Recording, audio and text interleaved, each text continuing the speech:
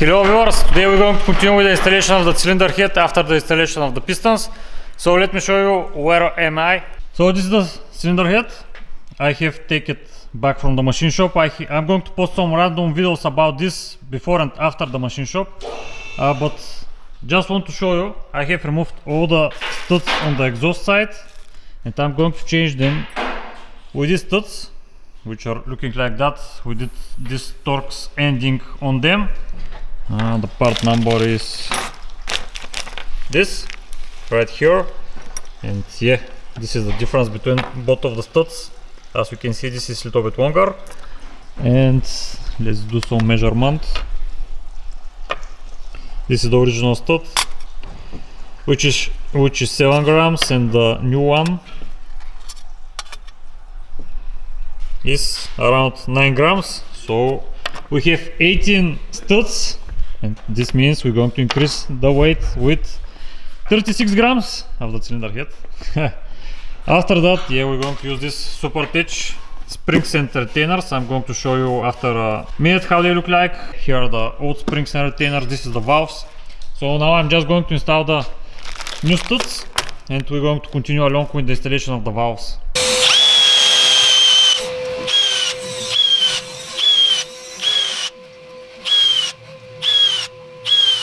All the exhaust studs are installed, and now pretty much we're ready to start assembling the valves. So once again, we're going to use this springs and retainers. So let me show you what we have inside. I haven't opened it up. So this is the retainers. What is this? This is the shims underneath, I believe, and here should be the springs. So here they are. So this is the Supertech ones, and this is the original ones removed from the car. I have separated the inner spring from the outer spring. Just show you the difference. The springs, it's pretty obvious that the smaller diameter spring is higher than the original one, as you can see. And the bigger ones, the newer one is just a smidge higher from the original one. The difference from the retainers, as you can see here, the aftermarket one, the titanium one, has a cone here, and this one doesn't have it. Yeah, it's maybe a little bit higher, and the shim underneath the spring, as you can see, pretty obviously the original one is higher and thicker, but I guess Supertech have decided that this is more optimal than this one, so of course we're going to use their ones. And now let's do some weight comparison, which is the biggest thing which people are buying these titanium retainers and don't use the original ones. So buy few. For sure there is a difference, but let's see on the scale. So let's start with the spring.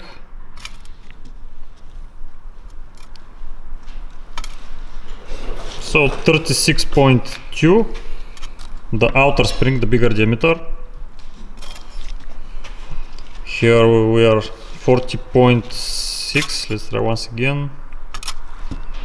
Yeah, so how much was the difference? Around 4 grams and a half, somewhere around there. The smaller.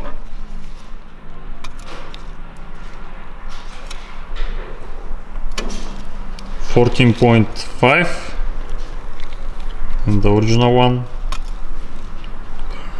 18 let's try once again 18.6. so let's combine them and see.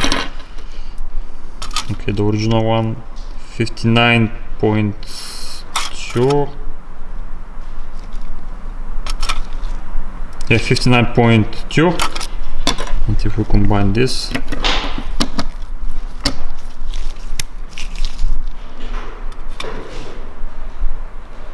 so around 9 grams of difference. It's not small amount actually, and even this spring is higher. So let's see the retainers. So let's start with the original one. I have degreased them, so there should be no oil on them. So 11.4. Yeah, around there, 11.4. And the Supertech one Okay, around 6.9. How much was this? So almost half the weight, but yeah, with titanium is like that. And for sure this is going to be lighter. This is the Supertech one, 5 grams. Once again, 5.1, and the original one 8. So let's combine everything. So I'm going to install all the OEM parts, the spring and the retainer. 78 point, let's say 5. Now the Supertech one.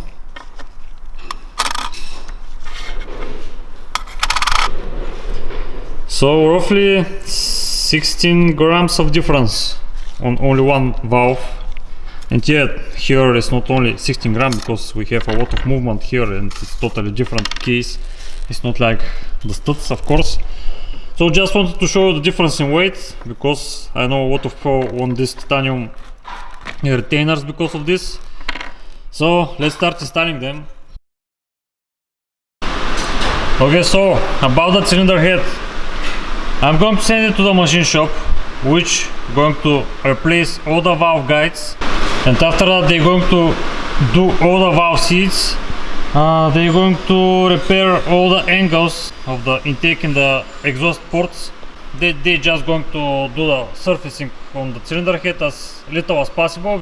Okay, I'm just going to show you quickly how I remove one of the valves with the spring. So I'm using this prehistoric tool for removing the springs, which is doing a great job. You're going to say, why you don't buy a new one? Because this one is doing the job good enough, without any issues. It's a self-made tool, it's not the prettiest one, but it's making the job done. Okay, this one is kind of stuck. Okay, like that. I'm not sure, do you guys see what I'm doing, but I'm now going to remove the retainers. Actually I think these are not called retainers, this is the, I believe, cones which are holding the retainer to the valve to not fly away somewhere. There are 2 of them, and now the spring is free. Yeah, I'm just using some regular M7 nuts, and once again this engine is using 2 valve springs, as we can see, one in each other. This is the retainer. The cones which I was talking about are these ones. So as we can see, regular holder for the valve like any BMW engine. All of them are looking like that. And now I'm going to be able to remove the valve underneath. So this is the one of the exhaust valves. As we can see how it looks like. So it looks pretty good actually. I have removed several valves for now, and if I need to be honest, the valve guides are feeling pretty good. So it's really possible that once again, probably we're going to change only the exhaust ones, because right now I'm removing the exhaust valves and they feel good, and once again most of the time the exhaust one fails, firstly before the intake ones, and if they feel good, the intake ones are going to be great probably. So the machine shop going to tell me exactly how bad they are, because they can measure the wear of them. I cannot do it, I don't have the tools for this. And now pretty much, yeah, the only thing that's left is to remove the valve seal. Okay, so let me show you. This is the valve seal, this is how it looks like on every regular BMW engine. And this is the pliers which I'm using for removing the seal. It is just capturing the seal like that and you pull it out. Once again, let me show you the last thing which left is the shim which is underneath the spring itself. It's kind of hard, I need different kind of magnet probably. Okay, this is what is underneath. So I'm just going to continue organizing the valves the way they have been installed. I'm just using this box just to not mess them up. So all the valves are removed with everything included, the springs, the retainers, the valve seals, everything is out. And here they are. This is the intake one, this is the exhaust one. As usual, the intake ones are bigger than the exhaust ones. Actually, I'm going to reinstall them in the cylinder head, just going to hold them with something underneath. I'm not going to send the springs and the retainers. This is the cones which are holding the valves, which once again I'm not going to send. I'm just going to send the valves, the valve guides, and yeah, the cylinder head. Actually, let me show you the valve guides which I bought. So this is the valve guides, SuperTech, which is from USA. Actually, this is probably the only options on this engine. Yeah, probably there are some others, but I found out most of the people are using this, so I decided to take those. They are the same on the intake and the exhaust side, which means I have bought 24 of them.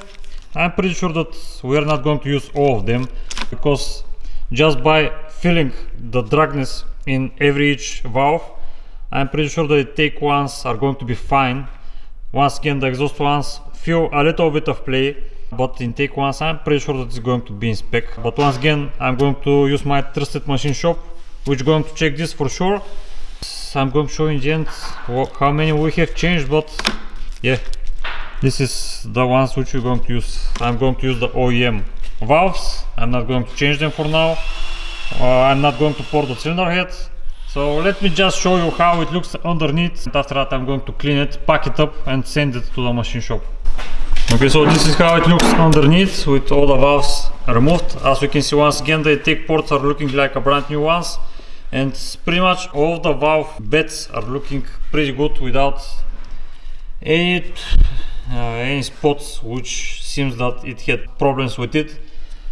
So by the specification from BMW, for this engine especially, the valve seat bed, I think it's called like that, where the valve is sealing, should be on the intake side 1 mm and on the exhaust side 1.2 mm. I'm going to show you what I mean. So once again, the valve seal on the intake one should be 1 mm, and if we took a measurement, we are exactly at 1 mm. If we take the same measurement on the exhaust one,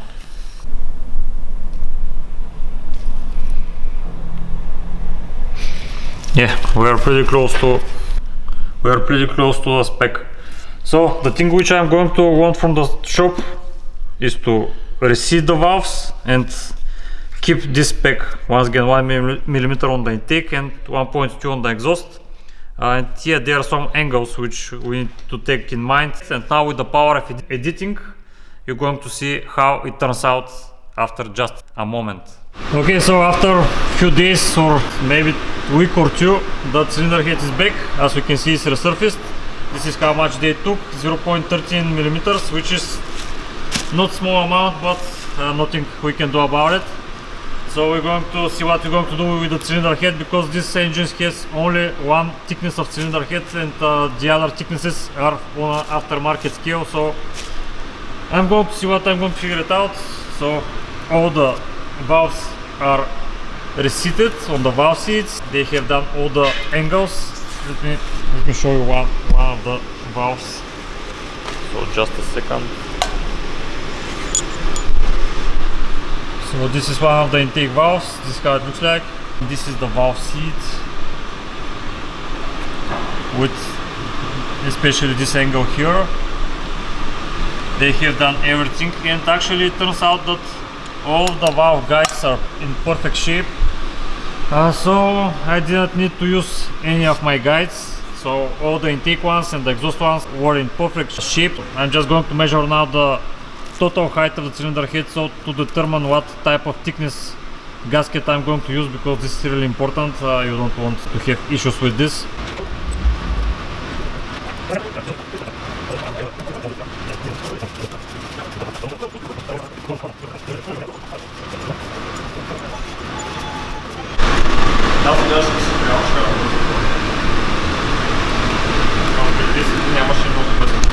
Okay, so now we're going to measure the total height of the cylinder head. As we saw, the machine shop have removed 0.13 mm from it. And now I'm going to show you what is the spec for a brand new cylinder head from the factory. So just a second. Okay, so as we can see, here, height of the cylinder head, and the cylinder head should not be machined, so this is for a brand new cylinder head, and the spec is 146 mm plus minus 0.05. So let's see how much is ours. I'm going to use just a regular digital caliper. So let's see what is the total height. I'm going to measure on this point, and underneath here it's important to not catch this curve.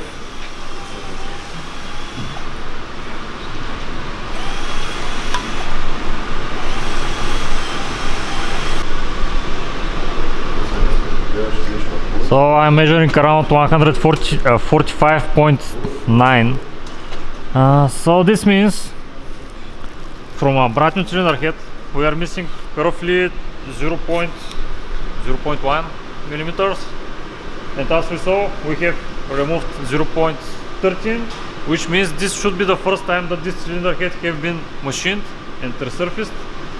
And yeah, I'm still thinking what type of thickness of cylinder head gasket I should use. Probably going to use the OEM one, which is 0.64 millimeters. And if you want to go with thicker cylinder heads, I believe the brand was Cometic. They are using all kinds of thicknesses.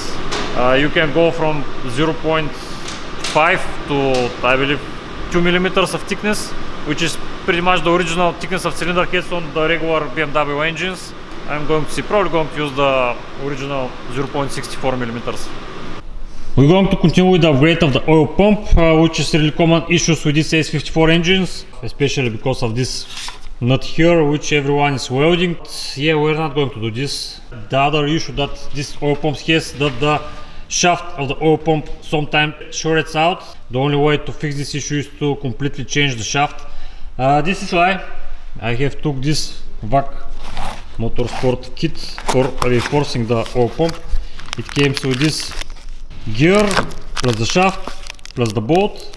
As we can see, originally these pumps have nut on the front, and this kit has a bolt on which we're going to apply some thread locker. And the other really important thing is to upgrade your pressure relief valve, which is this one, which I took from Burkhardt Engineering. They have treated it with some coating which is going to reduce the friction between the piston and the cylinder inside which it goes in. So this is where it's located. We're going to need to remove this C-clip from here, and we're going to be able hopefully to take it out and replace it. On some engines I have seen that this is really worn out, that's why they have decided to do this upgraded part. So yeah, now I'm going to disassemble the pump, and we're going to see what we have inside and what is the condition of the gears, of course. And after that we're going to install these parts in the pump. So I have already undone the nut on the front, which is a reverse thread. So I'm going to remove it. It was not so tight, it's really thin nut, so it cannot be so tight. This is the gear, which it has, as we can see, splines, really fine splines on it. The better design is with a square type, which we have installed on M54 engines. So now we're going to remove these 4 bolts.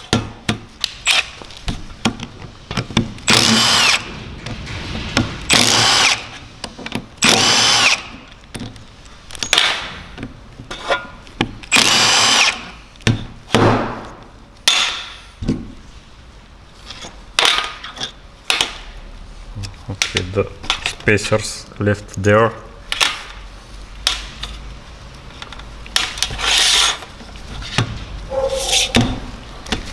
So now I should be able to take out everything, but probably it's going to be a little bit stuck.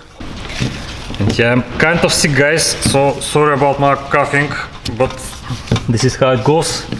I'm sick for I don't know how long, and I got tired of it, and I finally decided to continue with this and not wait to get better.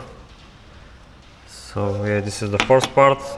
Now the second one, like so, and this should be how it was. Yeah, this should go from the back if I remember right,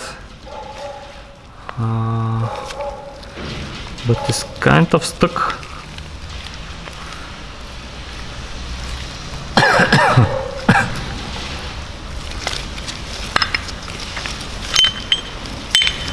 So just to be sure, yeah, the dot is facing upwards. So how it was? Oh, okay, now it's easier. I can remove this. Okay, so once again, the dots are facing upwards. And now we should be able to take it out. As you can see here, we have how it was this called, this teeth for locating this in place so to not be rotated freely. Probably it's going to be easier if I remove it.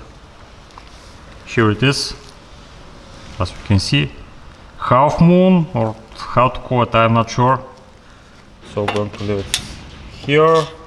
And now let's go out,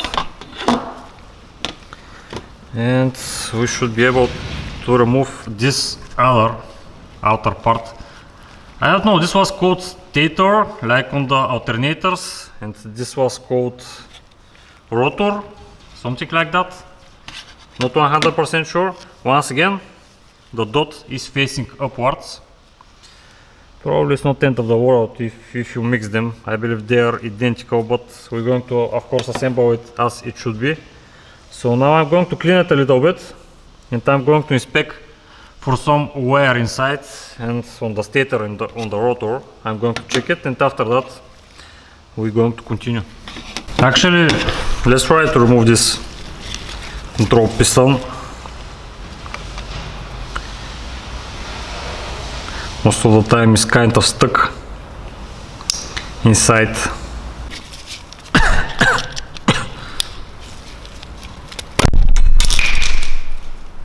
Okay, I was not expecting this.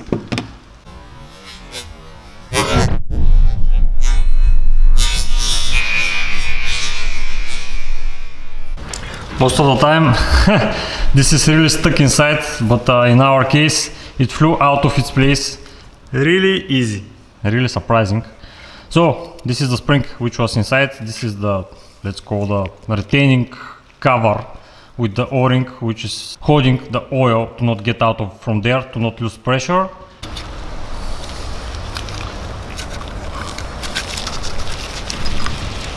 Okay, here it is.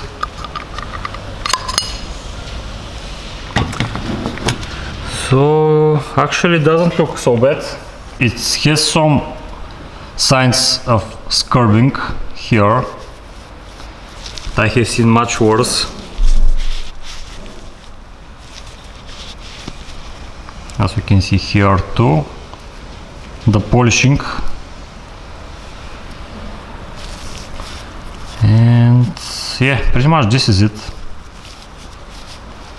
I'm going to save it. It doesn't look so bad, but for sure it has some signs of wear, but I already have upgraded parts, so that's why we're going to replace it.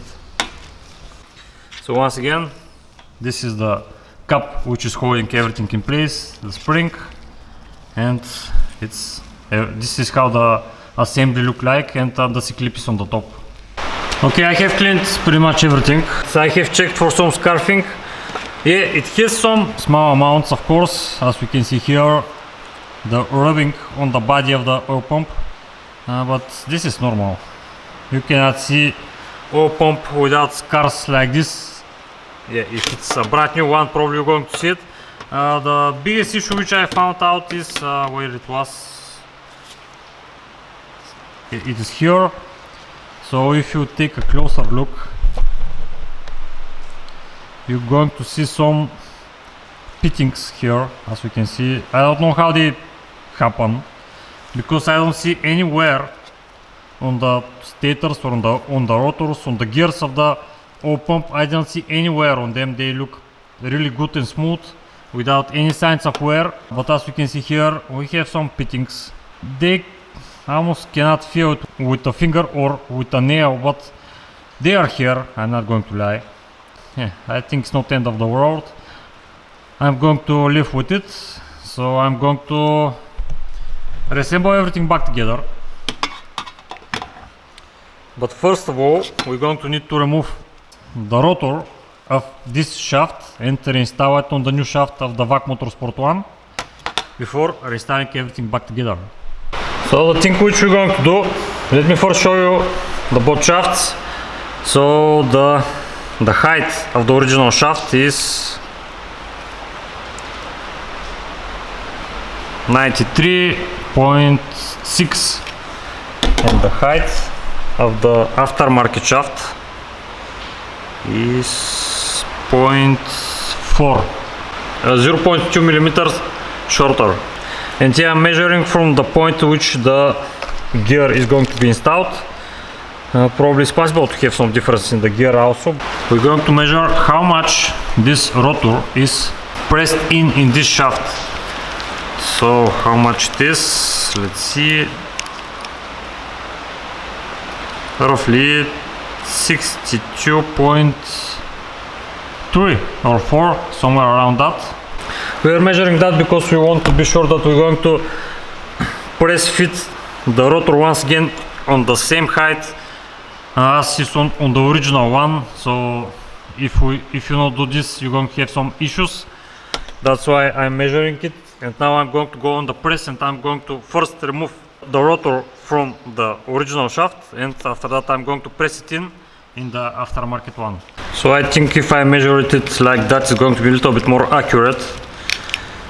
So let me show you. So like that, 79, oops, sorry, let me show you once again. 79.8. So I'm going to aim for the same with the new shaft and hopefully going to make it work.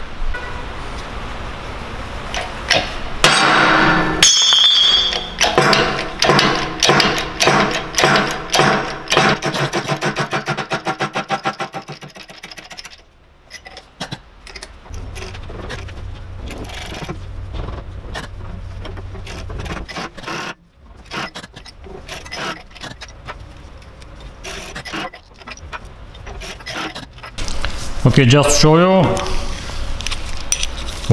one more time, I'm measuring like that. So hopefully you guys remember how much it was the original one, but I think it's pretty close.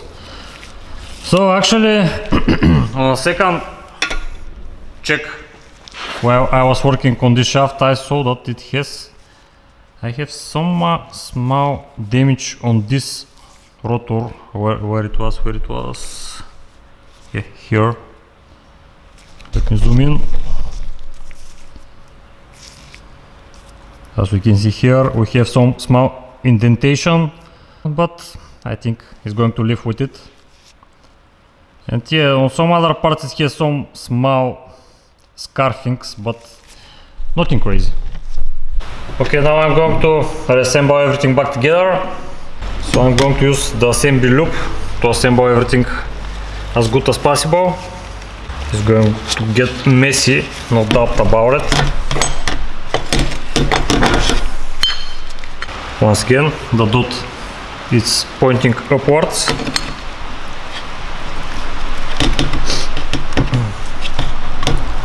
Like that. Now is this.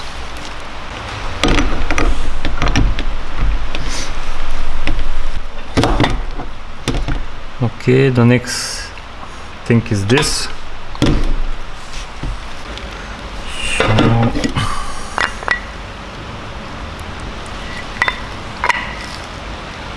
something like that, I believe. Now the other two, I'm putting a little bit more than needed, but for the oil pump especially, it's never enough. Now I'm going to need to install the dowel pin, the half moon. It's going to be a little bit tricky with these greasy hands. Maybe I need to do this a little bit earlier, but... Okay, after struggling a little bit with this dowel pin, I finally managed to install it in place. So this is how it looks like. I didn't trim out anything or anything like that, but with some cursing I managed to do it. So now, as we can see, you can first install the dowel pin and after that install this, because we have a notch here, so the dowel pin to go through. So let me aim it. So how it was, yeah, like that. Now here the other rotor, and actually this one can be installed only one way, because it has only one place for this dowel pin. The other two holes are smaller. Okay, like that. Everything looks flush. And the final cover here.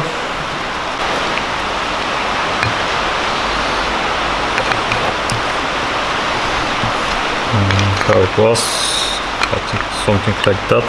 So now I'm going to install the bolts with the washers.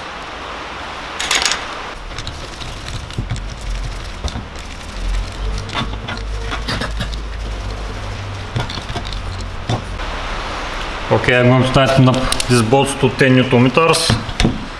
Should be enough. And yep, you're probably not going to be able to find the torque spec for these bolts, because once again BMW is not selling the internal parts of this pump.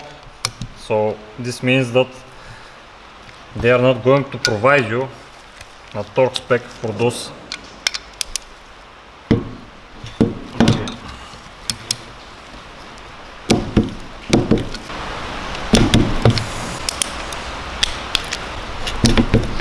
Okay, 10 Newton meters to all of them. Now go to replace this O-ring of the piston. I took the O-ring from the same place which I took the piston, because once again BMW is not selling this O-ring, brand new one, because they don't want you to replace anything in this pump. They want to sell you the whole body, the whole unit. So like so. Actually I was expecting the O-ring to be from different material, but I hope that this is tested. It looks fine. And the piston, yeah, this is the new one, this is the new one, this is the old one. As you can see, they are pretty identical. So now I'm going to grease up a little bit inside. I'm going to try to install it.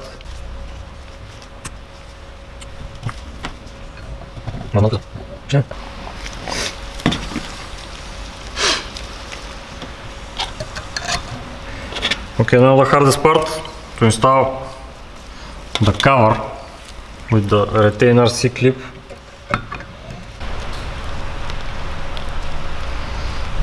Tu трябва да ти. Какво? Че не запомня.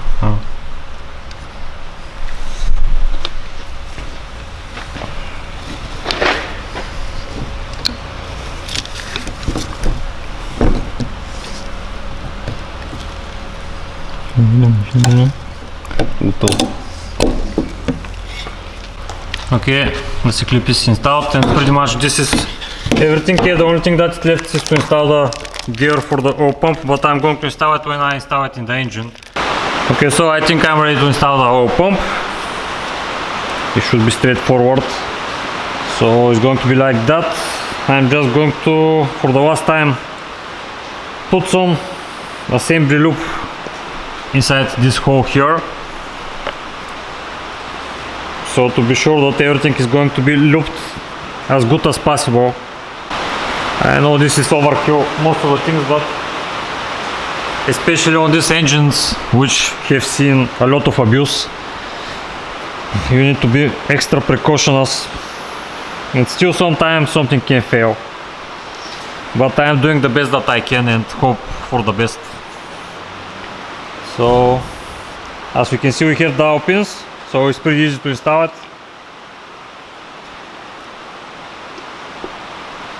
like that. So the torque spec for these three bolts is 21 Newton meters.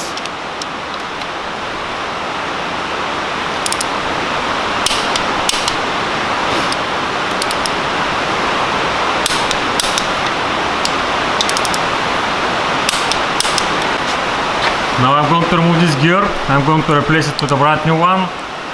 There is a bolt inside.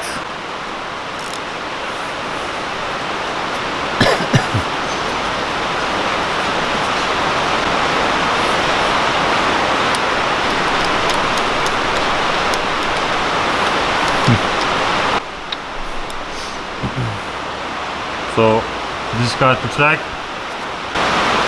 So this is the bolt, this is the hub, the gear. So I'm going to install the new ones. Okay, so this is the new bolt. As you can see, it's the same, but the head is different. This is Torx type and this is Hex type. So I'm going to replace it.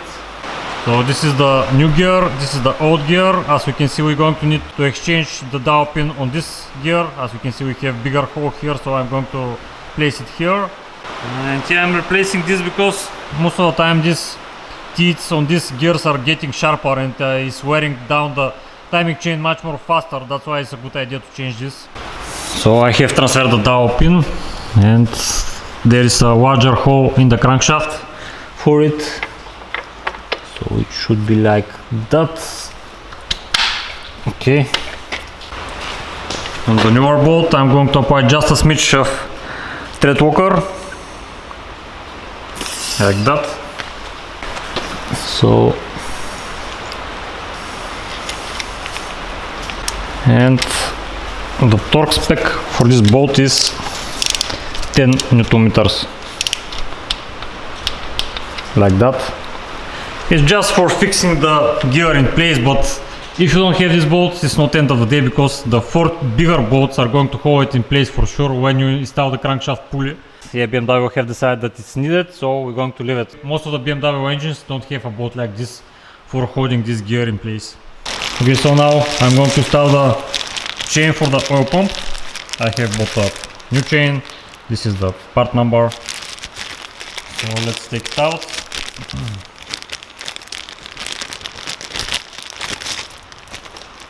So as you can see, just a casual BMW chain. So now we're going to install the new gear which VAC Motorsport provided. Actually, even on the gear they have placed the exact torque spec for the bolt that they have provided. Actually, it's pretty cool that VAC Motorsport have provided a bolt like this because this is a ARP fastener, so it should be high quality one. Let's see, are we going to be able to install it like that? It should be not an issue. Okay, like that.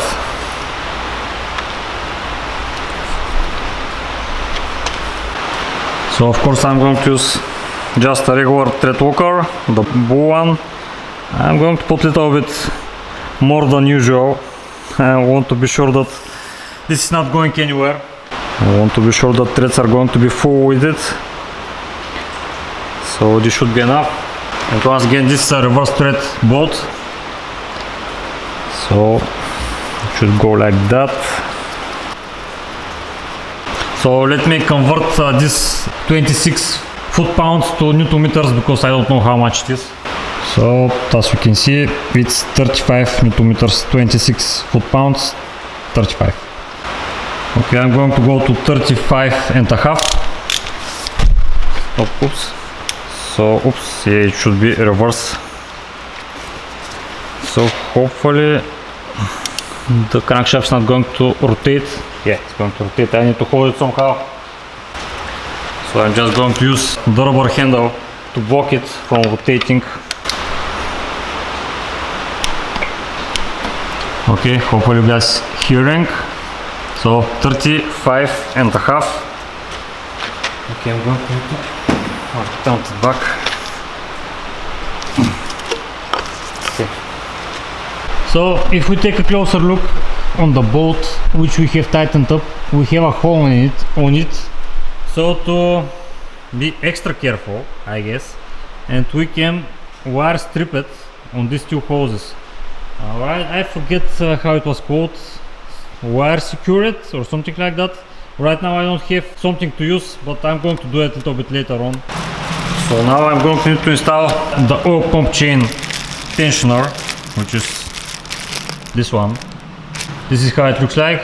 This is the springy inside, which is making some tension. But I'm going to need to find the C-clip here. Okay, I managed to find the C-clip, so I'm going to install the spring tensioner once again. So the idea is this, I don't know, it's a good idea to call it spring or it should be something else, but it should go behind this notch here. So like that. It's not some crazy tension, but it's much better than don't have nothing. Now this is the C-clip which I was talking about. This is the smallest one from the three of them.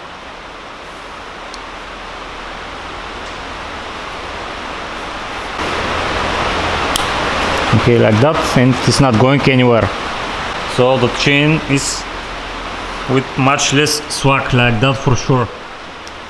Yeah, it's not like the main chain, but still it's something. Okay, now I'm going to continue with the suction pipes. There are two of them. This is the first one. I have already removed the O-ring on this pipe, so this is the new one. This is the part number. As we can see, such a waste of plastic for one single O-ring, but yeah, BMW stuff. So just going to install it in place, like so. I'm going to put a little bit of silicone grease.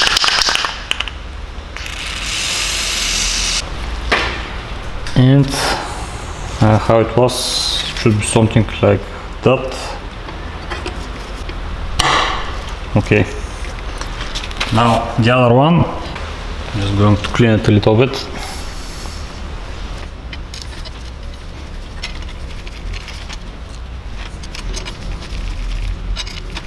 So I'm not going to tighten it up fully, because I want to first iron the bolts which are holding the both suction pipes in place. So there are two bolts which are holding the main suction pipe. So this is the first one and the second one.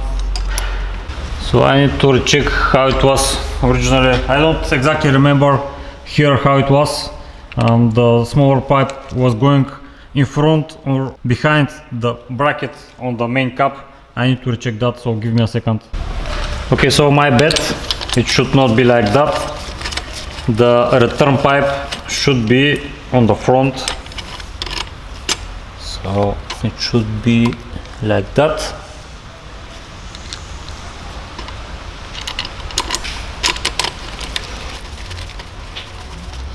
Okay.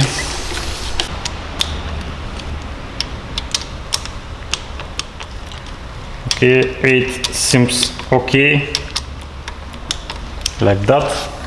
And the two ones which are holding the suction and the return pipe, I'm going to tighten them up to 10 Newton meters.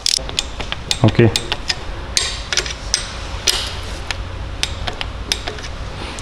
So pretty much the next thing that I want to do is to install the cylinder head.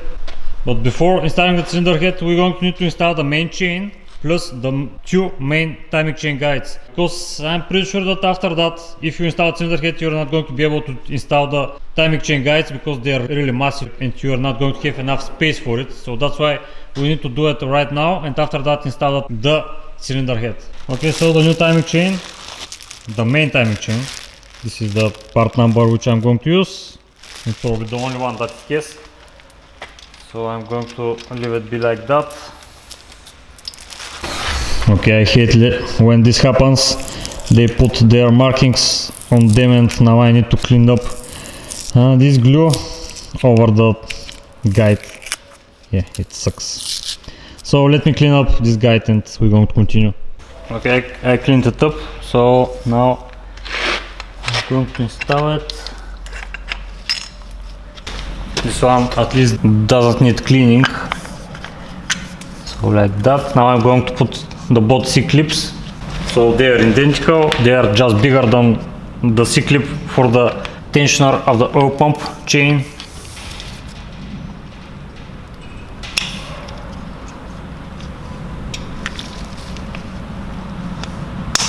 Okay. And this one.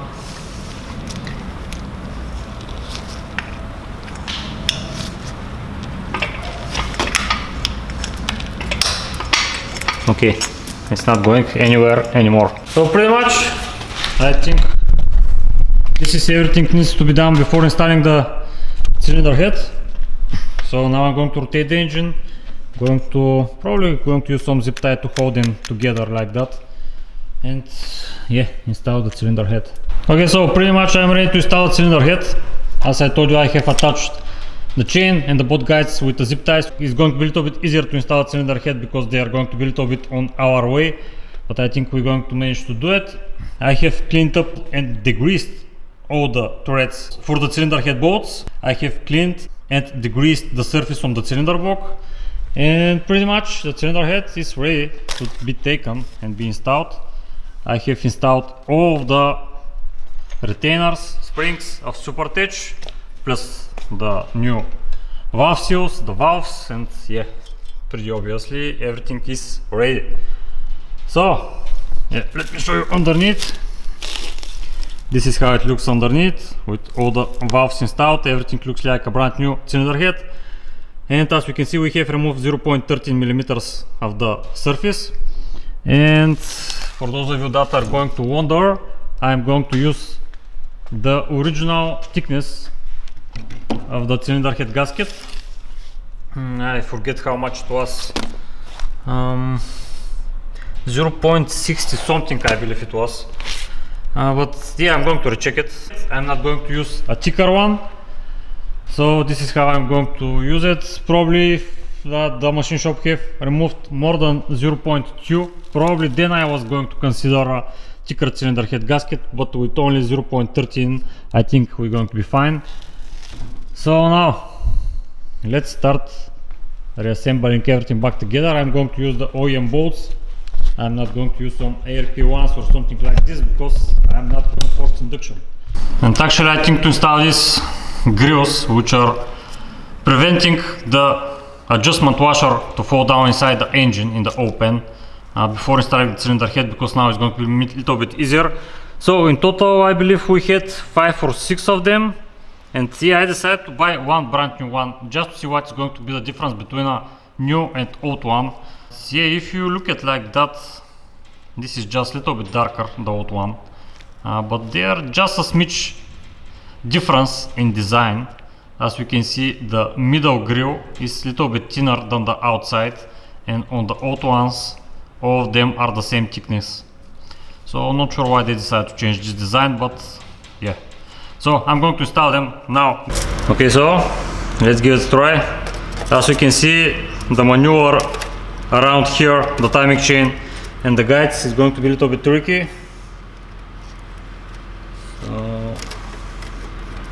Oops, maybe, yeah, it should be like that, my mistake. So, like that.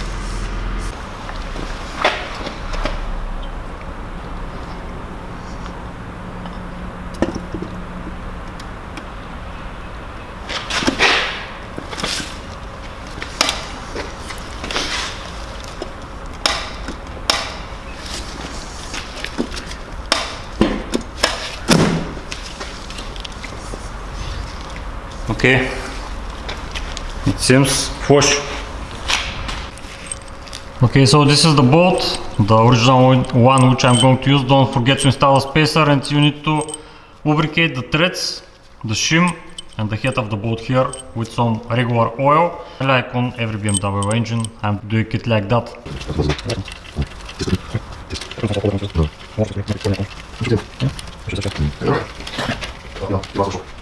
Okay, so the first torque spec is 30 Newton meters.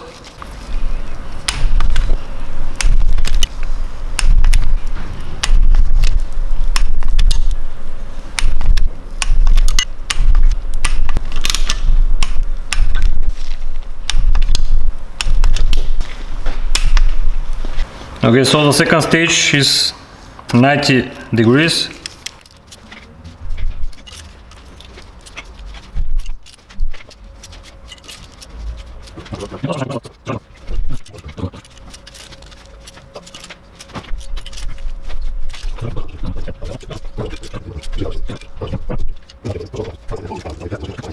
Now I'm going to continue with the last stage, which is the final 90 degrees.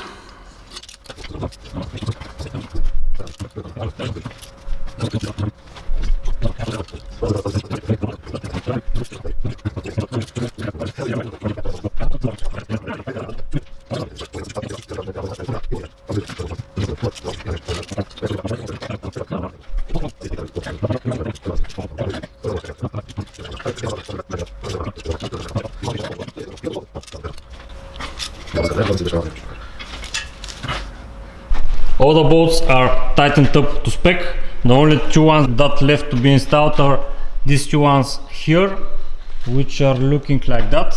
One of it is with a bracket, but to install this I'm going to need to install a timing chain cover, which right now I'm not going to do. Now I'm going to need to install this camshaft, let's call it a bridge, I think it's called, which is here, this one here, with these 5 bolts. This is how they look like. So I'm just going to clean it up a little bit and I'm going to install it, and actually we have an O-ring here which I'm going to change. I'm just going to try to find it because of all the parts that I have. Okay, so I managed to find the O-ring which should be located here. I have removed the old one, so this is the new one which I'm going to use. This is the part number. So this is how it looks like. So it's located underneath here, like that, and is sealing here. So we have dowel pins on this bearing bridge for the camshafts, like so. So to be sure that the O-ring is not going to be damaged.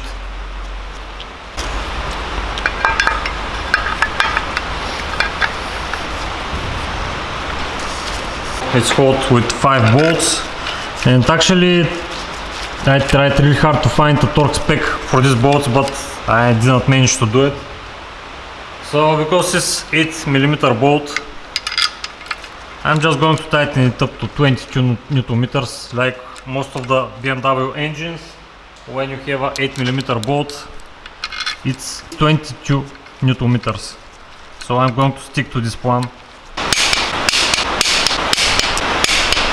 Okay.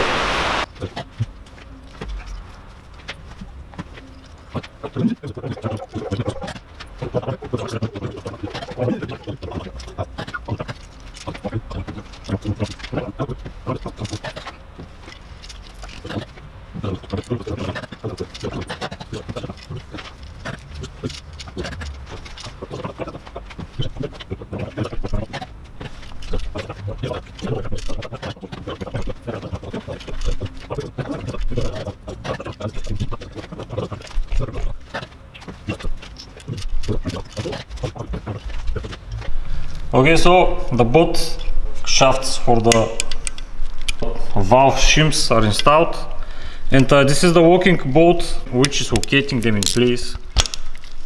So there is only one position you can install this, and when you tighten up the bolt, they are not going anywhere for sure. So there is a difference between both of them, the both shafts for the rocker arms. Okay, the easiest way to see the difference is on the front. On the exhaust side we have a bolt on this side, and on the intake side we don't have none. So originally here we don't have a bolt, and here we have a bolt. First time we saw this, we were like, yeah, we are missing a bolt here or something like that, but believe me, there is no bolt here. So pretty much this is it, with all of the rocker arms installed, the 24 of them. The only thing that it left is to install the shims underneath, the adjustment shims.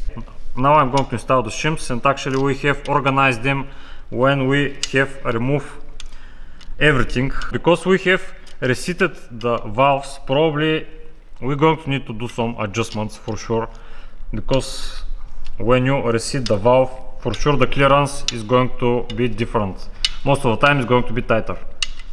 So let me install all the shims and we're going to continue with the camshafts. Okay, so all the adjustment shims are installed on the valves. I'm quickly going to show you what is the idea behind adjusting the valves, because when we don't have the camshafts in place, it's going to be much more easier to show you what is the idea behind everything. For this, I'm going to use this tool, which is original tool from BMW for doing this job when the camshafts are installed. So let me show you. So this is how the tool looks like, and it has a magnet on it. So as you can see, it grabs the adjustment shim and you can put some other one. So let's say this is the valve which we need to adjust. We are just going to take the rocker arm, slide it to the side, and after that, while the camshaft is here, I'm going to be able to take the adjustment shim with this tool like that and change it. And after we put the new adjustment shim, we're just going to place the rocker arm back in place, and we're going to measure what is the clearance between the camshaft lobe and the rocker arm. So pretty much this is the idea. With this tool, it's going to be much more easier than any other tool. So I highly recommend to buy a tool like this if you are planning to do job like this.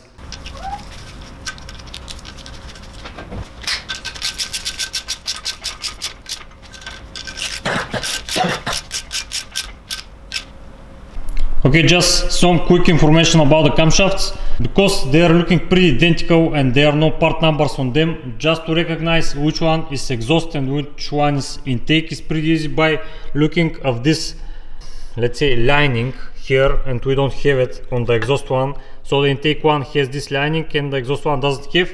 The other way to know which one is yours is by the teeth on the reluctor wheels from behind. On the exhaust one we have 7, as we can see here, and on the intake one we have only 6, and yeah, they're looking pretty different. So once again, exhaust, intake, exhaust, intake. Okay, I'm going to start reassembling the camshafts.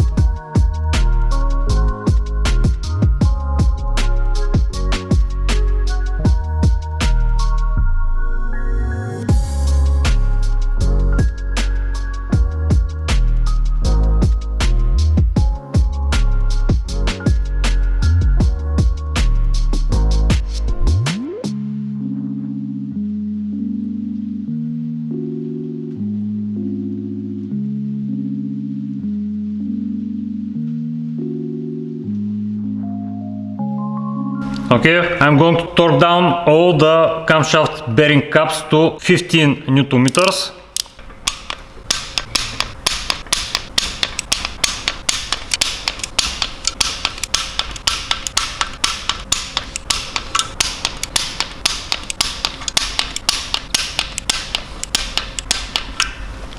And this is going to be for this video. I have tightened up the camshafts and pretty much the cylinder head is assembled. And for those of you that are wondering how is the orientation of the caps, as on every BMW engine, the E, as we can see here, goes on the intake side, and the A goes on the exhaust side, and the orientation of the letters and on the numbers is towards the exhaust side. So all of them are watching towards the exhaust side.